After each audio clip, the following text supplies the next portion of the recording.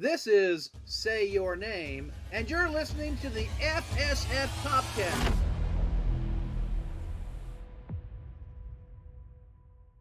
All right, guys, our guest today is an actor who's been in some of the most popular TV shows, movies, and video games over the last 20 to 30 years. Also, some of the most unpopular.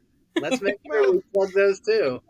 We try to highlight the good things, though. We try to highlight the good stuff, and I try to highlight the bad stuff. And then Tim just completely freezes on us.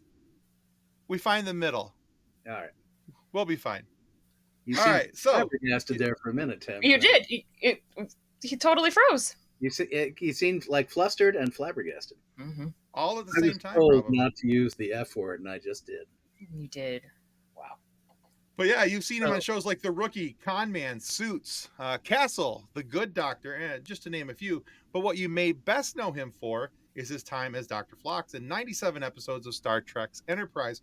He's also been called the best character in all of Star Trek by /film.com. We are so proud to welcome John Billingsley to the FSF Popcast. Welcome to the show, John. I'm falling in love with /film. Really? They call me? I'll send you. Are they crazy? Yeah, it's a real thing. Yeah. Hold on a second. I have to show your work. Yeah, I'm working on it. I just have to figure out how to do the thing within the thing. I can tell you that Bob Picardo, while you're figuring out how to do the thing within the thing, Bob Picardo once, look at that. How about that? I'll be ding dang dong. Yeah, I'll send you the copy of the link. Bob Picardo once sent me a little note saying, "Hey, John, just recently read a poll where you voted the least favorite Star Trek Doctor." I was like, what? Rude. What, even Diana Muldaur beats me out? Come on, man. I love Diana Muldaur. Turned out it was a push-pull conducted largely within his family, so. Oh, well, there's context that has to be added. Since then, Bob Picardo and I have been like this. Wow. Well, if we ever get a chance to talk with Bob, we'll ask him about that and see what. Yeah, you do. You ask him about that. I know it's like unprovoked, an unprovoked assault. Man. All right, so John, before we get into anything terribly geeky, I'm hoping we can talk about the Hollywood Food Coalition and Trek Talks. I know this is something that's very important to you, but I'm wondering if you could tell everybody. We'll put this image up here on the screen so everybody knows what we're talking about. But could you tell everybody about these projects and how you got involved with them and how they help the community? Absolutely. So Trek Talks is a benefit to help the Hollywood Food Coalition, which we've now done. This will be our third consecutive year. January 13, it's an 8-hour, did I say 6 hour? 8-hour Jerry Lewis-esque streaming telethon with 50 to 60 amazing Star Trek guests. Last year we had Scott Bakula, we've had Jerry Ryan, we always have Frakes, we've had Armin and Kitty, on and on I could go. It's a ton of panels, wonderful interstitial entertainments, musical guests, great laughs, all to raise money for the Hollywood Food Coalition. And I've been involved with the Hollywood Food Coalition based here in Los Angeles for the last 7 or 8 years. It's been around for about 37 years. In addition to providing a hot, nourishing multi-course meal for all comers 7 nights a week and a variety of other services to help them, we also rescue about 3 million pounds of food a year, and we share it with about 150 other community groups. What we're trying to do is create a form of concierge-level relationship building using food as a medium with other not-for-profit groups so that we can help build coalitions of service that expand and grow throughout the community. We're also interested in helping other groups learn how to develop similar enterprises. So these sort of food-centric pods, if you will, can be created all over the city. In that sense, the other thing we're really engaged in is a form of coalition building with a lot of not-for-profits that have an interest in serving people in need and in figuring out how to help in food deserts, to identify ways in which we can only together solve problems. More refrigeration, more storage, more transportation, more volunteers, et cetera, et cetera, et cetera. So Hollywood, where we're based, food, the centrality of our mission, coalition building, the idea of metastasizing growth through working together. Awesome. That's very cool. Yeah, it's a lovely organization, and there's so much I can say about it. I came in initially to volunteer. I was a fruit salad maker, the worst fruit salad maker in the history of the world. It would take me 5 hours to do like five melon balls. With dishwasher, terrible dishwasher. Ow, ow, wasn't dropping the dishes. I couldn't do anything. It was like, you know what I could do? I could join your board and I could gab. I could help raise There you money. go. I can help structure. I'm a pretty good administrator. So I kind of threw myself into that part of the job that is about how do you grow? How do you build? How do you serve more? Hmm. How do you expand? Um, and it's been a great joy for me. There is something to be said for finding your strength and knowing that you're not a good melon baller, but that you can do the admin work. Exactly. That's a big thing. Like I'm very much the friend that anytime somebody's like, "Hey, we have a party to plan," I'm like, "Tell me what kind of napkins you want me to bring." Exactly. Because Exactly. And the other thing I'll say as part and parcel of this is that one of the, I'll call it an offshoot of this, that has really become very important to me is because so many of the celebrities and the people that I've gotten to know in Trek Talks, yourselves included, do so much good work in the community. I have really come to always want to make sure that what gets mentioned is that what I love about this franchise and what I've come to really appreciate about Trek fans is that they really have dug into the idea that it does take a village and that people have a real sense of eagerness and responsibility towards one another and to the world they live in. I see that again and again and again in the Trek family. And one of the things we're starting is our own sort of Trektivism podcast that would feature stories, um, Oh, very cool. celebrities, people in the track community. What are they doing? How are they making the world a better place? So that we can kind of turn as many listeners as are care to find out about this kind of stuff onto all the different ways that people are doing shit in Trekville. That's fantastic. I think that's a really good idea. A nice way to put a spotlight on that topic and what's happening because there's so much of what I see in Trek is built upon the hope that humanity can be Mhm. better and Yeah. should be better. And I think it's awesome to be able to see the community be able to reach out and do these things inside the community and in such a way that can be so uplifting and upbuilding for people. So that's fantastic that you guys are finding a way to spotlight that. Thanks. Yeah, it means a lot to me. And again, because you've got it on the screen, if anybody wants to learn more, you can also go to our website, hofoco.org. You can learn more about the Hollywood Food Coalition and our wonderful sponsors. I'd be remiss if I didn't mention them. Trek Geeks, they were the guys who really kind of helped launch this. Roddenberry Podcast, John Champion, who has been a rock, and the wonderful folks at Trek Movie. Laurie Ulster has been a marvelous partner. We've got a team of about 15. The Sci-Fi Sisters are involved. Jay Stobie. It's a group effort, and I'm Oh, blessed. nice. I'm blessed to have such amazing collaborators and partners. And Yeah, Bonnie those. Gordon is going to be my co-host. Bonnie Oh, Gordon is awesome. worth the price of admission right there. We're going to have a form of a raffle. People who donate at certain price points will be eligible to have their names drawn out of a hat to win some very cool prizes, including a visit to the Magic Castle here in Los Angeles. If you can get your way here, Bonnie and I will spend the night with you at the Magic Castle, and you'll have a blast. It's an amazing Oh, film. that's Ooh, fantastic. That is that is very cool. Yeah. that is very cool. So Yeah, I follow Bonnie on socials, and she is an absolute hoot. She is So, marvelous. I adore her. I adore her. She's my second favorite Bonnie, next to there my you go. wonderful wife, Bonnie Friederisi. There you go. That's good that Bonnie Gordon's number 2 then. So Wonderful. yeah, Two, number two with a bullet. there you go. I'm not going to say rising fast because that's going to get Bonnie number one a little peevish with me. So right. she's a firmly Again, no, this established is number two, but that's as high as she's going to get. this is another instance of John recognizing your strengths and your liabilities. So good on you for Oh recognizing yeah. that ahead of time. Yeah, When you can avoid upsetting your wife, avoid upsetting your wife. When absolutely. at all possible, yeah. Just Absolutely. No, I realize there's any number of interviews I've done floating out in the world that I'm always hoping she doesn't stumble on. What did you say? She has been, I should note, however, she's a wonderful actress in her own right. She was the general on Chuck. She's had a long career. She was a Borg, in fact, in episode blah blah blah of season 2 of Enterprise. And we have gone to many conventions together, and I have it didn't take that much to reel her up onto the stage with me. We quickly developed a sort of a lowbrow Abbott and Costello routine.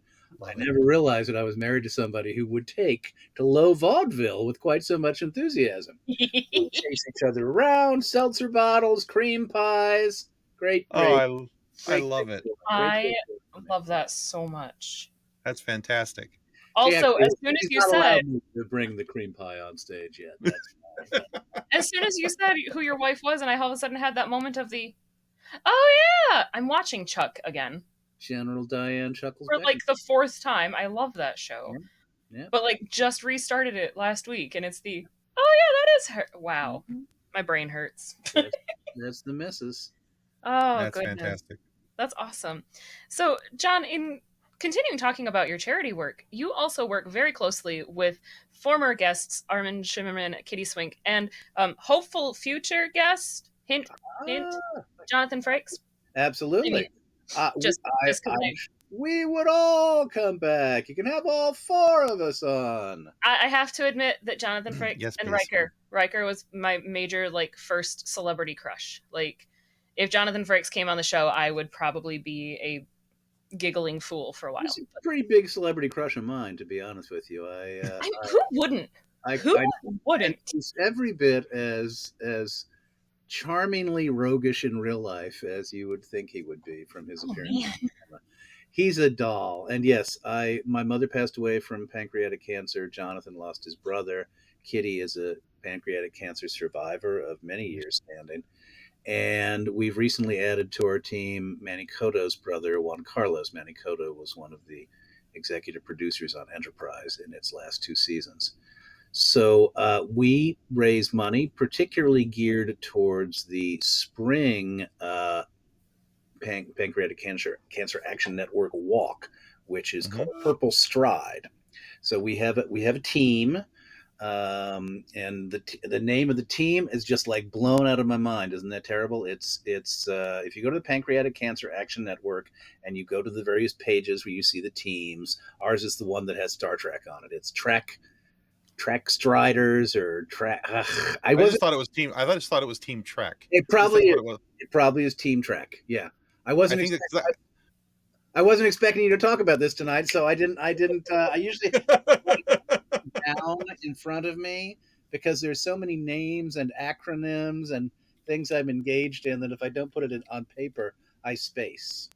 Like Bonnie, if I didn't write down that her last name was Friederisi, I wouldn't be able to talk about her. I know. After 25 years, you'd think. Anyway, yes, the pancreatic cancer is still the, I believe I don't know if it's the first or the second most deadly cancer in terms of number of, how quickly, you get it, you go. But because of the work this amazing organization has done, they've actually increased the survivor. People now survive 11%. 11% more for at least 5 years, which doesn't sound like a lot, but it's thousands and thousands and thousands and thousands of people who've got a shot. And Kitty is, testament to the fact that some people actually, really beat it. Yeah. So. Yeah. Anyway, have us all on because they're infinitely more articulate about this than I am. I'm the latecomer to. I can talk your ear off still about the Hollywood Food Coalition, but Kitty's the person, and Jonathan is the other one to really bend your ear on this. So it's actually not Team Trek. It's Trek against pancreatic cancer. Yeah, Trek against pancreatic cancer. And I think that we should have all of them on before the Purple Stride walk this next spring. Absolutely. I would love to do that. We'd love that. Yeah. We'd love that, and I'll have my talking points better prepared than I did tonight. Well, you got a few months to prepare for it. I'm supposed to talk with Kitty here shortly. Her and I were going to do a Zoom call because we helped you guys last year and kind of slid in underneath your guys' team name and just donated to your guys' team name. Bravissimo. Hey, donate to me this time, would you? Because you could donate to one of us within the team, and I always come in last because I do all my Hollywood Food Coalition at the end of the year, and then I do track talks. And by the time I turn around to start moving to pancreatic cancer, I've asked everybody I know to donate. So, Well, see there. Yeah, last year I want to say that I think we had just I think about $1,300-$1,400 we were able to raise, which wasn't a woohoo! which isn't a ton, but it's every little bit helps, and every little bit helps majorly. So, and you guys were kind enough to sign some merch for us and send it, and we auctioned that off, um, Fabulous. and sold Happy, that, and yeah, happy to all your hear. guys, yeah, that was great because that was really nice because we were able to take that merchandise, put it into our social media groups and on our pages, and share it out with people, and because not only were they getting something Trek and something signed, but then it was a win-win. Yeah, They got something absolutely. cool for their money, and money went to help PanCan. Absolutely. I'm happy to do that. Happy to And do I that. mean, our it was almost 1,500. I mean, Was it it okay? doesn't feel like a lot in the big scope, but for a tiny podcast from Michigan, I think we did pretty darn good. Well, I'm pretty it's happy. funny if you are involved, as I have been for many, many, many years. I was also on the board of an organization called, oh gosh, it's been so many years now. AIDS. It's been an AIDS-centric organization, 7 years or so, helping to raise money for people with HIV/AIDS. It just it isn't about the size of a donation. It is about the willingness of people to spread the word, and that's the thing I always say. It's like even more important than being able to make a donation, if you can share the story, if you can tell the story, if you Right. can put it out on social media, if you can share the link. It is really about, and what's amazing to me about the work that PanCan has done is in Purple Stride, there are, I think, 60 some, can't remember. Again, I would normally be more hep on this, but I've been so hofo buried. We do a lot of, needless to say, for hunger relief organization, we do a ton of fundraising around Thanksgiving. So Oh, I that's can so where my head is at. But understand. I think PanCan now, Purple Stride takes place in like 60 cities in America, something like that. I think so. I mean, this is a fairly grassroots organization. It grew from these wonderful women who said they just they'd had their own personal experience and they wanted to find a way to support. What they've done is extraordinary, and it wouldn't happen if not for every single person. I mean, this is a bromide, but nonetheless, it's always worth saying. It's every single person. March a Dime started with the idea that you could take your little cup and you can go out and ask people in the street to put a dime in it, and became one of the most successful fundraising Mm-hmm. events in the history of American charities. That's true. Um, That's fantastic. Yeah. Yeah, I think in April when the Purple Stride comes back around, I think the closest one to us is in Troy, Michigan, oh, which is okay. which is just a couple hours away. So I'm looking at trying to clear my schedule because last year when this happened, um, I think for whatever reason somebody thought I was coming to LA, and so they were like, "Yeah, so when you get here tomorrow, you'll be working with this person and that person." And Oh, wow. I was Okay. like, "About that, I would love to, but I'm in Michigan, and there's no way I can get a last second plane ticket. There's no way I can afford that. I I would think love to." I think Armin walked in Kansas City one time. I mean, it's for the various and sundry people in Star Trek who participate. Um, it's kind of what's the city we happen to be closest to at this Mhm. particular point in time, Sure. because many of us are always on the road. I'm not, because I'm a bum and I'm unemployed, but Frakes is always like, he'll go to the opening of an envelope. I tell you, if there's a convention in Troy, he's going to be there. Despite what that magazine said, nobody wants Dr. Phlox at the convention. So you see, they want that big Oh, we'd take you in a glove. heartbeat, All John. You right. wouldn't have to worry about that. I'm not begging. I am. Look, I'll wear my hoodie. Huh? It's I don't know, like a banana or a hobbit. I'm not sure. Yes, Yes, yes.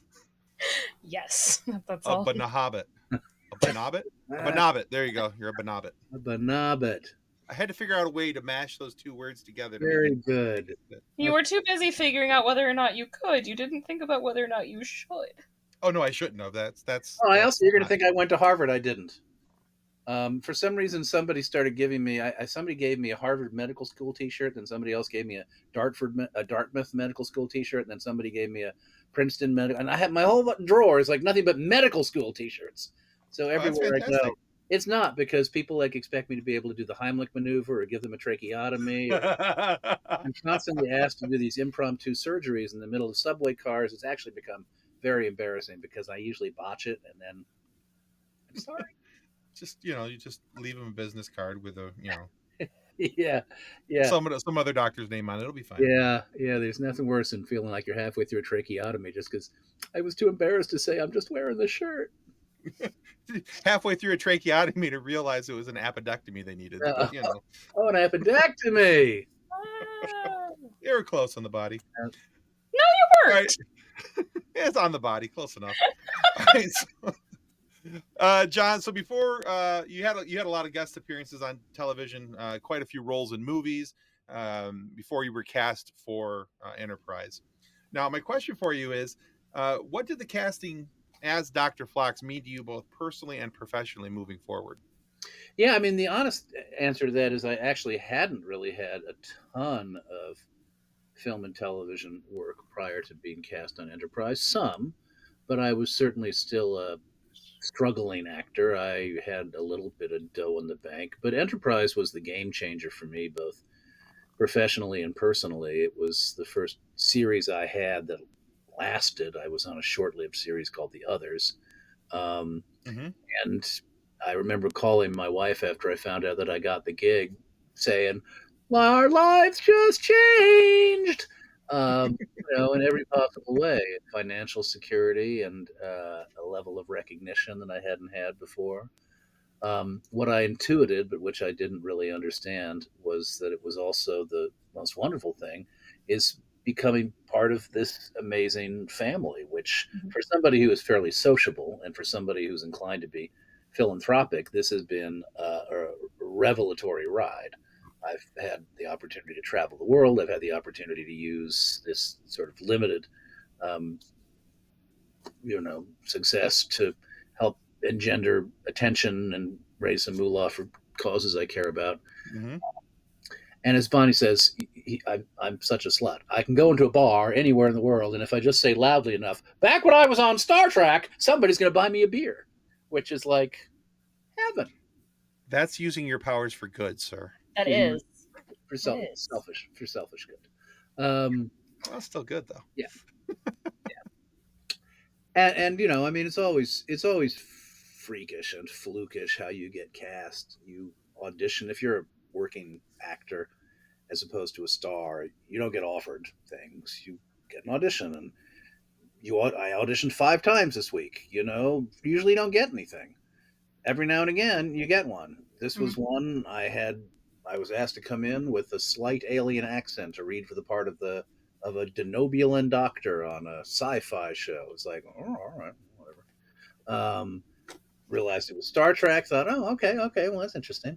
I didn't have any idea, though, what the species was. All I knew was he was supposed to be relatively joyful, and he seemed to need to be ebullient. So I figured out with my wife that perhaps one way to sell that was to come in and pretend that I was a bird on my home planet. You've probably heard this story before. So I came in and I went blah blah blah blah blah blah blah blah blah blah blah blah, and I got cast. And I thought, oh, I'm going to be a bird. I'm going to be a bird for 4 years, 7 years. I'm going to be a bird. And I went to the table read. I went to the first rehearsal. I squawked. Nobody said anything. Nobody said I wasn't a bird. They didn't make me look like a bird. They didn't dress me like a bird. Up until the very first day I was on the set, I was really unsure. Am I a bird? Am I not a bird? And we started. I went blah blah blah blah blah blah blah blah blah, and the director said, "John, quit around." See, I didn't use the word, You didn't. Very Proud of you. impressive. so I knew I wasn't a bird. That's how I knew I wasn't a bird. That's how they broke it to you. You think they would have broke it to you at the table read? Hey, John, don't do that. You don't need to do that. I asked Rick and Brandon after the table read. I said, "So, am I? I mean, I'm kind of working with this. Am I a bird?" And they kind of went. They're very inscrutable characters. They kind of went, well, Yeah. I was like, They were probably just seeing how long they could make you squawk. I don't really know how to. I asked the hair guy, I asked the makeup guy, you hearing anything? The wardrobe guy. It's like, does anybody know? Would anybody communicate this to me? Nobody did. I want to know what the over under was for the time limit that they would put on this for how long it would take for you to annoy the director with it. That's what I Apparently, wanted. There's no over. apparently it was right away. I was like, It was right away. right away. James Conway. And it's also how I realized it's like, oh, I see where power ultimately sits is if the director doesn't like it, you're not going to do it. So, I mean, now in retrospect, I'm fairly relieved. But at the time, of course, I'd, kind of like worked this whole thing out in my head. I'm looking at Vaughn's bird books and like looking at birds in flight. And the guy shows to go, you. Oh goodness. I would have made the character a little bit more. I mean, the character is interesting on its own, but it would have been made a little more interesting, in my opinion. Like you're sitting there talking about performing some medical procedure, and then just randomly, Well, that's sort of what I thought too. But I can see where they might have and then I can see where they probably went nah. That's what they didn't communicate. They didn't communicate the nah part to me. Might have been helpful. Yeah, it's overrated. You don't need to hear the nas. Nah. So I'm actually quite amused. We've already sort of touched on this with your Harvard medical shirt. I was actually looking at your IMDb, and you have about 20 roles where you have portrayed a doctor. Oh, at the least. I mean, at that point, criminal psychopath. Sometimes right? a criminal psychopath doctor. But I'm like, so at what point do you just get an honorary PhD for all the times that you've played a doctor? I know, and it's utterly preposterous because I have no technical skills or scientific bent, particularly, but I am somebody who reads a lot. So, for whatever reason, I think people sort of think that I have. If you're somebody who's able to handle polysyllabic language fairly easily, suddenly they view you as a brainiac and they make you a professor. So I get to play professors. Plus, I got the glasses. I got the whole thing. The professor. Right. In real life, I'm quite the dolt. It's ironic. But you're explains good why nobody expects more from me, because I can't string together a full sentence without going or something. Yeah. Oh man, the amount of bonus content that we have for the show that is Tim just butt-umming about things. Well, there's the butt-ums, but then there's also me just absolute trying to get through something that I'm trying to, something that I've rehearsed saying, something for an introduction or a promo that we were trying to cut for the show or something, and me just sitting there raspberrying the microphone, just and moving along because I was so fed up with myself. I'm pretty sure John's got our producer's name is John, Kathleen's husband. I'm pretty sure that he's got a full file of butt-ums, and so yeah. I'm pretty sure he's working on taking yeah. the raspberries and auto-tuning them into a song. Yeah. I've heard whispers of this before from him, so I'm pretty certain that something's getting ready to come over the pike here, because normally our John warns me of things like this right before they actually happen, so that there's not a whole lot of shock, but maybe a little bit of aw, There's not a whole lot of time for you to try to like back out and be like, oh wait, no, you can't post that. Right. Oh, not darn. a lot of time to actually dissuade him from the juvenile thing that he's about to do to me. My husband doing something juvenile?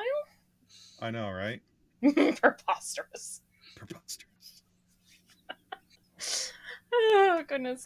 So, I mean, thinking about your roles, talking about your roles, and with the joking about you getting an honorary PhD, is there another profession that you haven't gotten to portray on screen that you think would be fun? There's not. I did play a politician once. I played the mayor of Boston on a short-lived show called Gideon's Crossing with Andre Brower. But they decided after they shot the episode, the network decided, director liked my work, but the network decided I wasn't mayoral enough. And so they recast it with a different actor. And that's the only time I've ever played a politician, I think. And that always interests me. unfortunately, it's such a visual business. There's so many visual cliches that Hollywood traffics in, some of it unconscious. Hmm. But the idea that, and witness what the network said, he's not mayoral enough. What does that mean? It means that in their viewpoint, a politician has to be, silver thatched and wavy hair and 6 foot tall, and there's certain images, stock images that people have. So a lot of the things that I don't get to play usually are powerful men roles where the visual cliche suggests it needs to be somebody bigger, bulkier, taller, more physically imposing.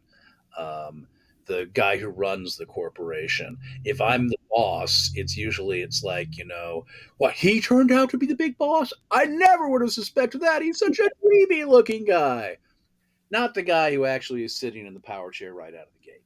Mm.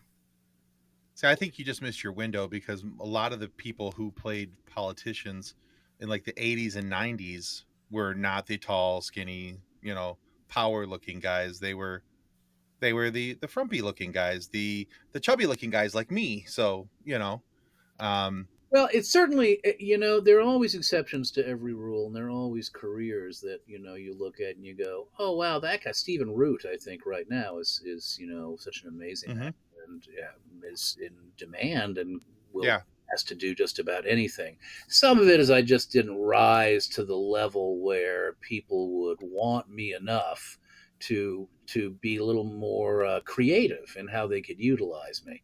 And that's just, I'm not complaining. That's just the nature of the business. There are hierarchies, there are levels. It's a ladder for a lot of reasons, having to do with your looks, your own degree of ambition, circumstances outside of your control. You can right. get certain rungs and not get to the next rung, and the next rung is always a little more liberating. You get to do more stuff, more interesting stuff. Um, there was a show I was on called The Nine many years ago on ABC. People predicted great things for it. It flopped right out of the gate. If it had been a success, that I'd have gotten up a little bit higher on the ladder than I did. There's so many random things. Sure. Well, that makes sense. But I'm not. You don't lose any sleep over it. If I got to make a nice living doing the thing I dig and have had a great time along the way, the kind of parts you'd kind of like to have played, in a way, it's not so much the type of part as it is the echelon you needed to get to. No, that's fantastic. Yeah. I think the fact that you got to do what you like to do and you got paid for it is a Yeah, major win in of itself. absolutely. Absolutely. No, I mean, there's so many ways of looking at success. I feel very blessed. I had parents who Mhm. loved me, who inculcated in me a deep love of learning and reading, and were willing to accept that I wanted to do something rather bizarre and maybe, from their viewpoint, sort of risky, but they supported me Sure. all on the way. I had success. I'm happily married. I have great friends. It's like it would be churlish in the extreme for me to ever kind of say, "Oh, but I didn't get the," you know. It's 1 in 1,000 actors are actually, what we know as real stars. Mhm. Maybe one in Right. Yeah. most of us are just, we have careers. If You're we're lucky right. enough to work reasonably consistently, it's an achievement. Yeah, the megastar is the exception, not the rule. And I think that's what people get blurred on, the blurred lines about is that they think that, especially coming off the actor strike, we read a lot of things and heard a lot of comments about people like, oh, they're what do they need to strike for? They're actors. So there's a misconception there of how many actors are up on this top tier and how many are here just working their, doing a workaday lifestyle, trying to get, through life just like the rest of us. Right. Yeah, there were. I won't go into all the whole song and dance, but there's. Understandable. Yeah, yeah. There are a lot of things that people don't really understand about the day in day out realities of this business. Most of it having to do with the fact that we can be unemployed for long periods of time in between Right. gigs, and what keeps us going is the residual stream. The Right. idea that we are getting a steady stream of reasonable income from the showings of all the things we've ever done. Hmm. Streaming has really disrupted that income stream. And although the settlement takes us a step in the direction of recouping some of that money, it's still, unfortunately, we've got a ways to go. Yeah. Right. That Understood. model doesn't quite work terribly well. One of the things that happened is, unfortunately, back in the day, the money really comes from advertising. And as much as we all hate watching ads, it's the fact that the advertisers pay the people who make those shows a lot of money to put their ads on the shows that allows Hmm. that money to trickle down everywhere into the economy, into Hollywood's Mhm. economy. Streaming doesn't have ads.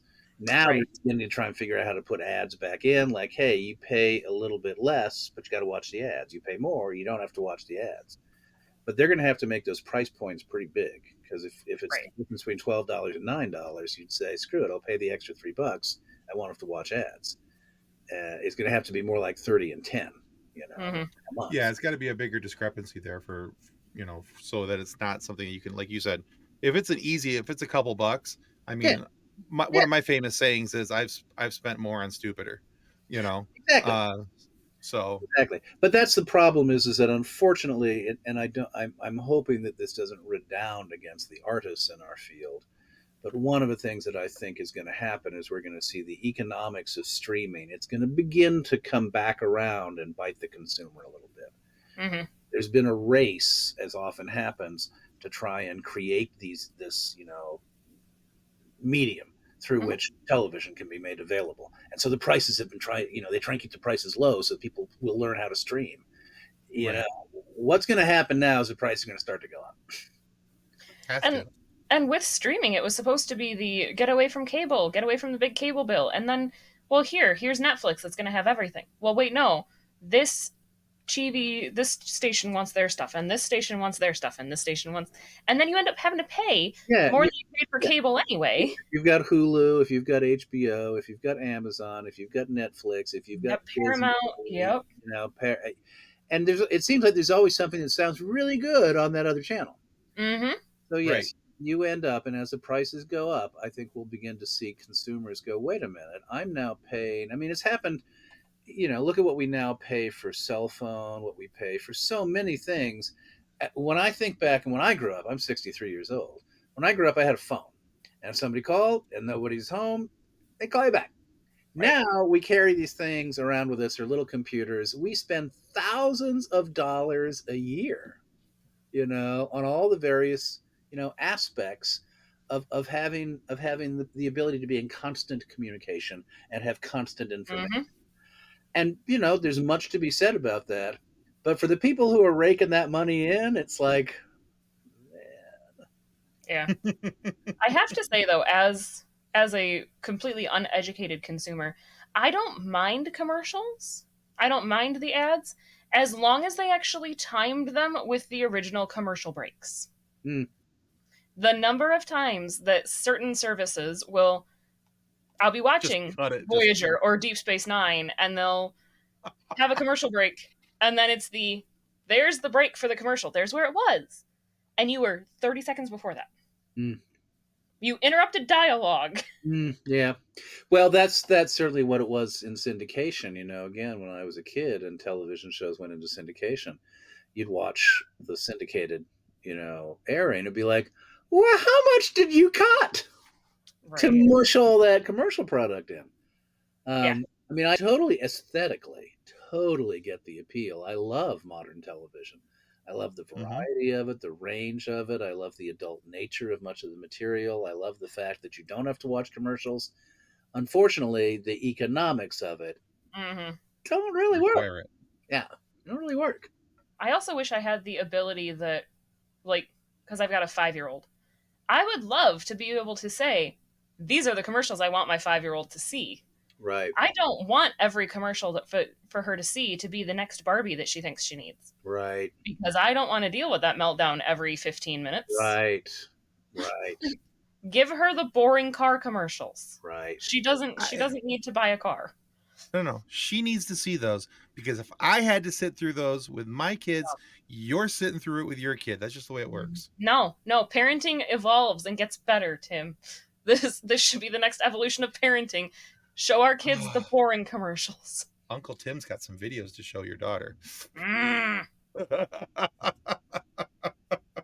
Rude. I'm holding my tongue because this is a family show. John Billingsley's Right. series of child rearing will not be introduced. That's a whole other show. That's a whole other topic. All right, so John, we've got some questions from our listeners. One of the things that we do when we have guests on is from time to time we'll throw out, hey, we're going to talk with so and so, and we'd like to have if you have questions for them. So we put out an image of you the other day and said, hey, we'll be talking with John Billingsley, Dr. Phlox from Star Trek Enterprise. Would you like to ask a question? So we picked 4 questions Fabulous. from some of our listeners, and so we're going to throw these at you and see what you have to say. Ooh. Okay.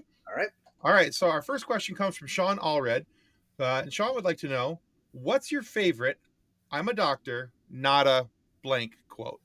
I didn't get that lobbed at me a lot, and I don't know if I remember the original show quite well enough to pull any of the. I'm a doctor, not a bricklayer was the one I remember liking the most from the the Horta. Is that what that was? The Horta episode.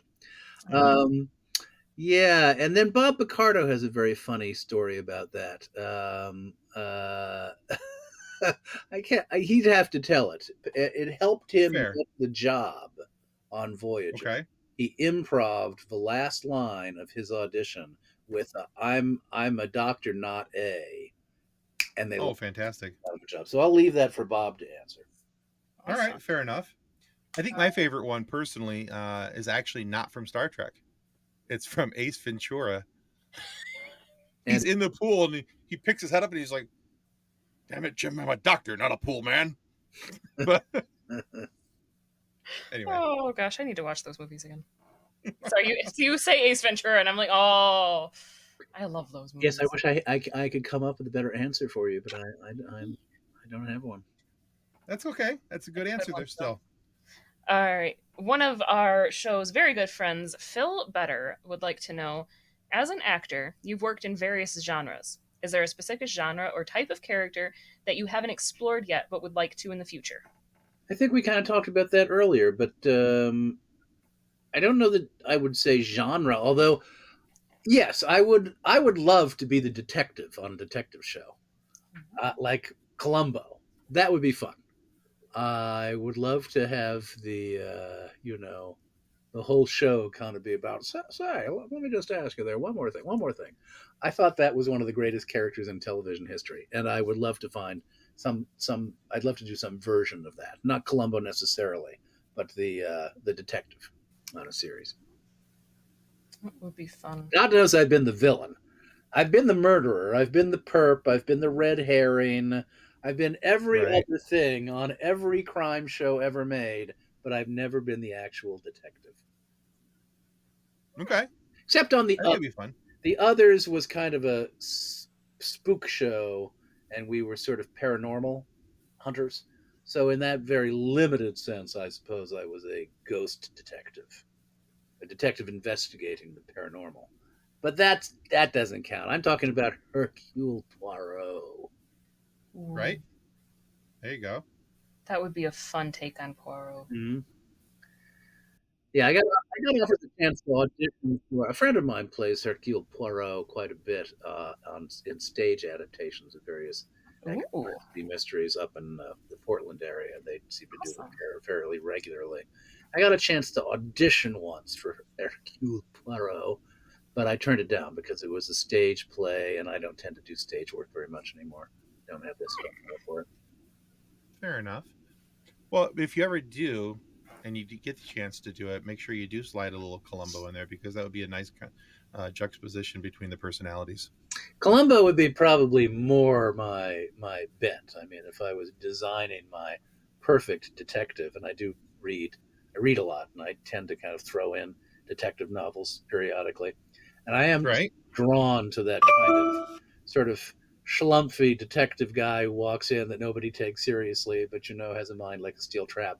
I do have a soft spot for that set of conceits. All right. So that would be a cool thing to see in the future. We'd like that. Yep.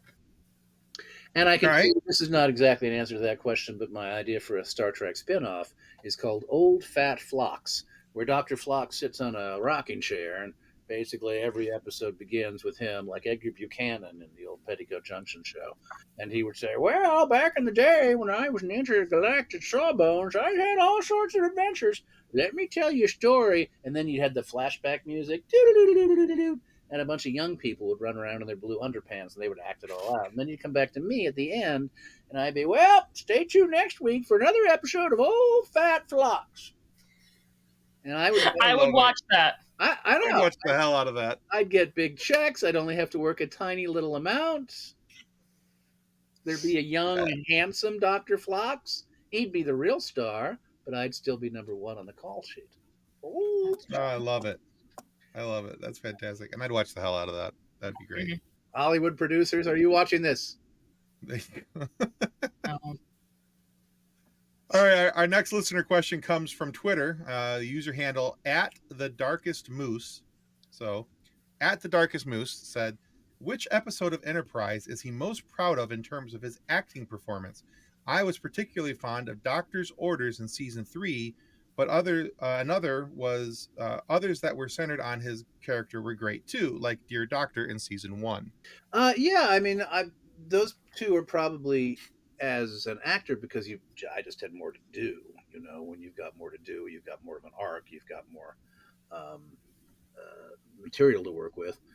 The other one that comes to mind that I enjoyed, I don't know if I necessarily thought it was the most.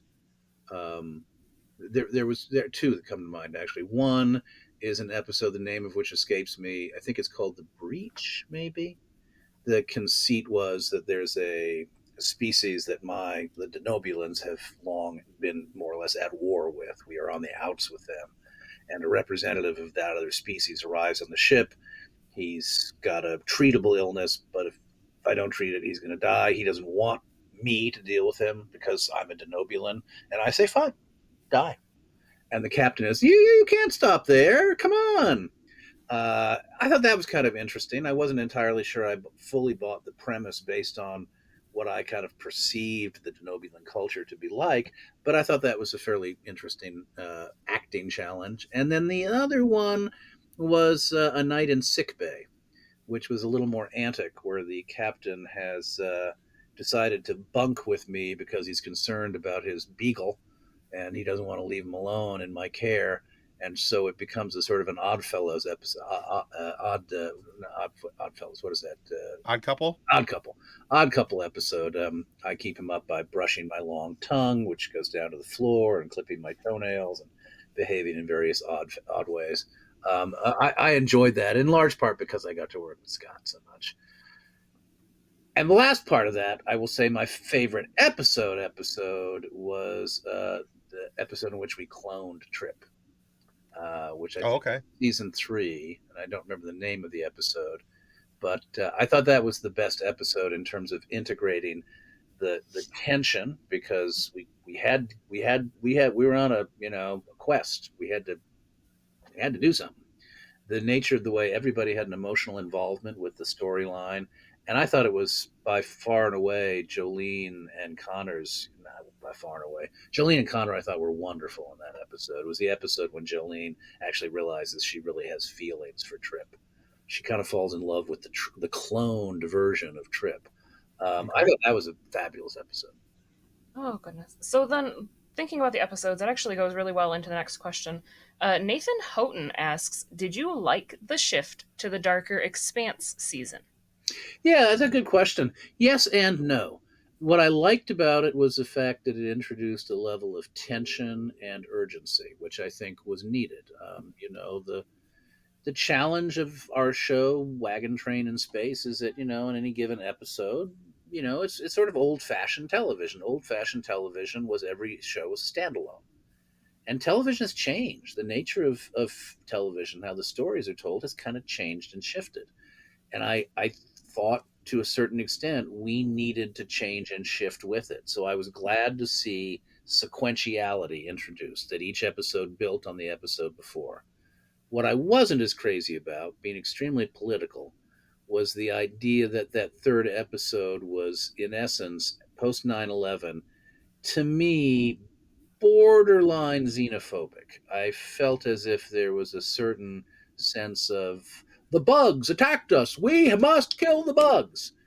I even though I recognize at the end of that arc did suggest that even the bugs, the insect creatures, were being manipulated in a way, and Mhm. perhaps you could Mm-hmm. suggest that there are forces in the world that are more how do I say this? That capitalist forces are perhaps at work in all societies, and that some of what we don't recognize is that we have more common interests than the powers that be might, deeply let us appreciate. It was hard to not feel like when that third season launched, it was it wasn't in a weird way borderline racist, and that bugged me. I can see how you could feel that I way. can, yeah. I mean, anything post 9/11. I mean, especially that soon post And 9/11. it was the lead up to the invasion of Iraq, which was specifically to me, and I realize this isn't the time or the place for geopolitics, but I mean, I think that's one of the worst decisions that America has made in the last 50 years. And it was a drumbeat. We went into Iraq, on false pretenses, and blood and treasure was spilled. I think to me the nature of what was happening on some American television shows was rooted in post 9/11. We've got to do something. Who can we get? Who can we kill? Who can we fight? Who can we fight? Who can we fight? And I didn't want to see Star Trek buying into that. Right. Yeah. Yeah, that makes sense. And I think Because especially because like we were talking about earlier with Star Trek and it being so much of the because it's set in the future and it's the hope for the human race and look at what we can as humans do that we can having move that on. that Yeah. fall into that same sort of Yeah, that's what it felt like to me. Now I've had some conversations with other folks, including Scott, where they have made very intelligent and convincing arguments that there's another way to look at it, that it wasn't necessarily intended to be as xenophobic, that it was as much a commentary on xenophobia as it was I didn't really quite see that you yeah. Okay. I think that's fair. That said, the fact that we had urgency, the fact that we had a mission, meant that a lot of episodes, like the episode where we cloned Trip, we had to clone Trip because we needed a Trip.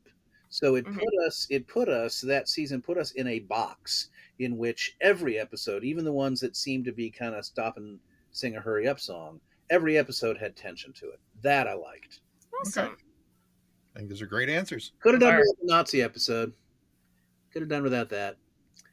It was like I really liked the way the fourth season progressed, but I wasn't too crazy about the way the third season led into the fourth season.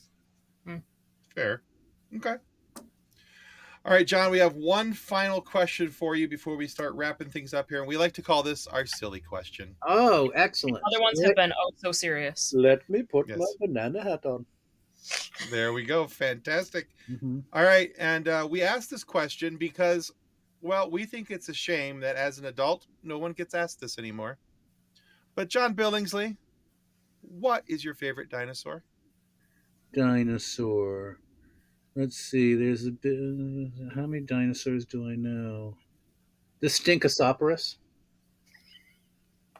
The Stinkosaurus? Stinkosaurus, whose primary power was stinking up the joint. He would he would fart his way into the room, and all the other dinosaurs would be like, "I could, never mind," and then they would so yeah, he was the last dinosaur left standing. Usually at most dinosaur parties. I can see that. Yeah. I think you broke Tim. Look Yeah, out! because all I can picture is like a dinosaur farting and then waving his tail to. Here comes the Stinkosaurus! Oh no! Who invited him? Oh no! Hi guys, how you doing? Mhm. Hey, Oh, note for our John. I think we just found a use for all my raspberries. We can make a Stinkosaurus trailer. Stinkosaurus. The thing about the Oh, Stegosaurus is his butt was bigger than his head, which is unusual for dinosaurs. that's true. Wait a minute, am I a Stinkosopterus? Oh, there's a question that doesn't get asked very often. More Americans should ask that question. Have I become a Stinkosopterus? Is my butt larger than my head? It might be. It might be. Oh goodness, John, we have enjoyed this conversation so much. Where can our viewers and our listeners go to find out more about you, your work, and the amazing charities that you work with? Well, I'm not a great social media person. I have been on Twitter at jbillingsley60, and I confess that, again, I'm fairly political, so you'll have to forgive me, but all of the things that Elon has done over the course of the time since he bought it have really pulled me out. So I visit. I try and, particularly because I do want to continue to promote charitable events and etc. And I look in, but it is hard to be on that platform. And I haven't transitioned over to any of the replacements. And I'm not a picture taker, so I don't do Instagram. I have Facebook, but I don't do Facebook very much. So, unfortunately, for all of the energies I try and put into friend and fundraising for various organizations, I don't back it up with great social media efforts. I rely on other people to do that for me. Come over to Threads. We'll take you on Threads. Threads, Oh, yeah, it's probably just a matter of time because every day it's like another like, oh, man, you know, hey, Yeah, and I think for our show, I think both Kathleen and John have shut down their Twitter accounts. mm-hmm. We still have our show page there, but I'm every day considering I see something else and I'm going, why am I still here? I know, it's really hard because if you have a decent following and you I don't primarily want to lose our followers. use it to try and generate revenue for charity, it's really like there's a part of me, and also even candidly, it's like when this is, I think, one of the interesting things about our political conversation is, does one leave, or does one stay? Right. It's, does one leave a family? Does one leave a state? Does one leave a club? Does one leave a bar? Does one leave a social media channel? Or does one stay? And it's like, I don't have, there are a bajillion answers to that based on temperament, personality, and age, and 1,000 other factors. But I find Twitter is like, do I leave or do I stay? Do I leave or do I stay? It just like, Yeah, I get that. I'm not going to call it X. I mean, Oh, no. could that guy do anything more to ruin Twitter? Oh, It's like, We say no, but then give him 2 hours. I know. hold on. Where's the How did this guy well, get? his recent stunt is not going to help him. His reaction to advertisers. I Uh, his I know. his So words to Bob Iger. yeah, Yeah. Well, and he might be the smartest dumb person on the planet. yeah, no kidding. And I'm just Uh, waiting to see what's going to happen once the algorithm on Twitter finds out that our page has blocked Elon, so I don't have to see his crap. So you did? You blocked him on his own app? I did, yeah, I'm because I so couldn't proud of take you. it anymore. Couldn't take it anymore. Something I think it was on Slate or Salon or one of the online, magazines. What is his end game? His end game is to actually scuttle his own enterprise, but blame it on others so that he can be the world's biggest martyr. It's like, Yeah, this guy is the biggest crybaby. It's it's it interesting. is textbook narcissistic personality disorder. Wow. Like Yeah. it is A lot of that going around. Huh? textbook Yeah. with the I'm doing all these wonderful things. Look at how wonderful I am. Oh, you don't appreciate me. No, I know. Why don't Yeah, you just love me and the I things I know. do? Free speech, free speech. How dare you not stick around to hear my free speech? right. I don't think you understand what the free speech means, that I get to leave the room. It Even reminds me of the line from Princess Bride. You keep using that word. I do not think it means what you think it means. yeah, Yeah. Free speech also means that I am free to leave. free to leave, baby. I know. Absolutely, absolutely. Anyway, not to end on a downbeat note, But yes, Oh, that's okay. so I wish I had more. What I really need to do is set up a fan page on Facebook, but I don't tend to use. I try not to go on Facebook too much because Facebook is that weird time suck, where it's like, Mm-hmm. oh look, Jenny went to the fourth grade. Oh look at this, wish it's gonna picnic. Oh, and then hours go by. So That's true. Fair enough. yeah, Yeah, Well, people that I'm still friends with on Facebook that I haven't talked to since I graduated high school, and I'm like, I don't really want to talk to you, but I do want to see pictures of your kids because your kids are cute. yeah, that's a little bit what happens to me, except I don't necessarily want to see pictures of their kids. But, They're yeah, yeah, puppies, see, there they're you go. cats. cats. That's why you go to Facebook. It's for the cats. That's what the internet was made for. Yeah, exactly. I know. I know. Are you cat people? Yes. I am. Yeah. My family has Oh, 2 cats. I wish my cat is usually one of my two cats is usually right plonked down here. I turn the camera so you can see him, but he's chosen not to grace us with his appearance today. Ah, That's sad. I have 3 cats. Oh, we have two. What are your cats' names? The oldest is Nymeria, so she's named after a dire wolf from Game of Thrones, Oh, okay. which is hilarious because she's a very small black cat. I Okay. then have a tuxedo Uh huh. whose name is Ernest. Uh huh. Um, so I named him. He's actually Ernest Fitzgerald. He's named after Ernest Hemingway and F. Scott Fitzgerald. Okay. And then we have my daughter's cat, whose name is Bowser Jr. Oh, I like that. And he is a street gremlin that showed up in our driveway Aw. and declared that he lived here. Aw. He's 7 months old and an absolute terror. he's a Aw. hellion. He is. He has figured out how to swing on the shower curtain like Tarzan and will do so and then launch himself at whichever of the adult cats is in the litter box.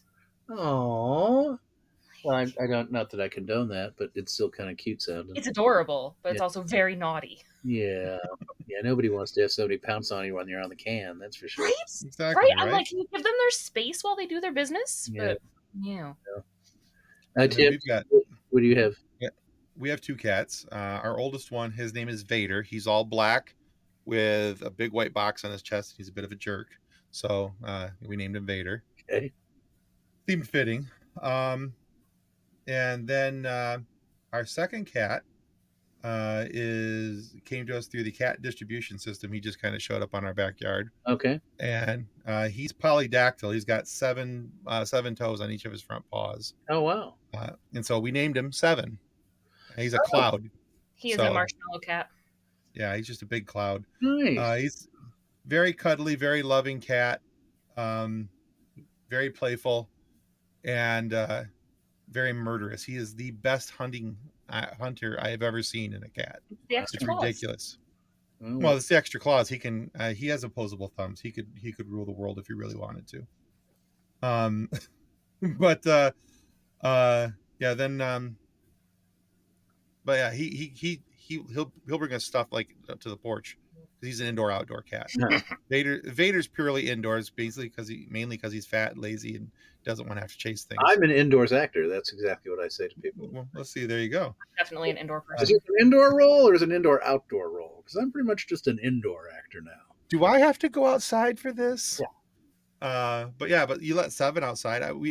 Funny story. We had our neighbor come across the street to us holding a baggie of bird feathers from the birds that my cat had killed in his yard, and he was mad because he wanted me to control my cat. And I'm like, have you ever trained a cat? Have you ever had a cat? Do you know that cats don't listen? They do their own thing. Oh. But Seven is also so polite, and he brought a present to a baby shower. He did. Oh. Murdered a bird right in front of jumped right in the sun. Oops, that was loud. Oh. Yeah, they were all the girls were sitting in a circle, and the On the patio. one, and he just jumps right in the center with a blue jay screaming for its life. Oh. He brought a present to the baby shower. He was upset he wasn't invited. He's a giver. Yeah. So then, John, you said you have 2 cats? I have 2 cats, yes. We have Boo, and then we have Yvette Mew Mew, who is our girly girl, her other name. Love it. I love it. They're both indoor kitties. Because I care about the birds, Tim. I care about the birds. Ours are indoor kitties too. Man, somewhere the birds. Have you seen that Hitchcock movie, The Birds? Yes. You're on the list, Tim. That's how the birds make these decisions. It's like I watched a Hitchcock-sized flock of birds fly away by my house today, and I had that moment of I'm staying inside. I don't know what they're doing. That's not a cloud. That is a giant group of birds. We had a flock of geese go over our house a couple weeks back in the V formation, go over in the house and the arrow point, and I think they all crapped at the same time because our cars were just decimated. And they heard about the cat because they heard about your cat. That's right. It went through the bird communication network system. Exactly. It's like, hey. And of course it went to the geese because the geese are the worst. Well, right. Well, they were Canadian geese too, so probably have a fighting chance against the 7. Right. A better chance than a blue jay. Yeah. Exactly. Geese are vicious. They're the jerks of the bird world. They are vicious things. So, hey guys, just want to remind you that subscribing is the single most important thing you can do to help us get more amazing guests like John Billingsley here today, and have funny moments for you guys to be able to listen to be able to hear these cool stories and things happening behind the scenes. So please subscribe. It helps out well more than what you know. And frankly, you haven't seen the whole interview because unless you're a Patreon member, you're not getting the extra behind the scenes and bonus content that will be up on there. So we have 5 levels of subscription ranging from $1 to $40, and there's a ton of fun stuff over there including free merch with certain levels of Patreon subscription. But for whatever reason, if you are not happy with the content of our show today, please feel free to lodge a complaint with the head of our complaint department. That, of course, is Dr. Phlox himself. And before you say, wait a minute, he's a doctor and can't do any harm, I would like to remind you of the words of Phlox himself when talking to Captain Archer. But Hippocrates was human. Dr. Phlox is not human. He's denobulin. We all know that Phlox has a high level of morality. Denobulin! Yes. Denobulin. Denobulin. Oh, them's 5 words on denobulin. Oh man, you should have heard Armin correct him when he said Ferengi wrong. Oh well, yeah. I did say Ferengi wrong. Yes. Anyway, sorry, I interrupted you in mid spiel because that's okay. I had to. I'm glad you did. All right, we all know that Phlox has a high level of morality and will probably make a nice decision in regards to any punishment to be handed out. But we would rather not take that chance. So keep that in mind when you send in your 2 copies of your complaint form, one for the good doctor's records and the one to be given to us, the source of your complaints. Thanks again, John. Thank you, John. Denobulin. Denobulin. Denobulin. Because you say, where are you from? Dunno. That was my planet. Well, see, denobulin is the ghetto version. That's just right around the corner. That's the other side of the spaceport. That's the other side. And on that note, we're going to say goodbye. Goodbye.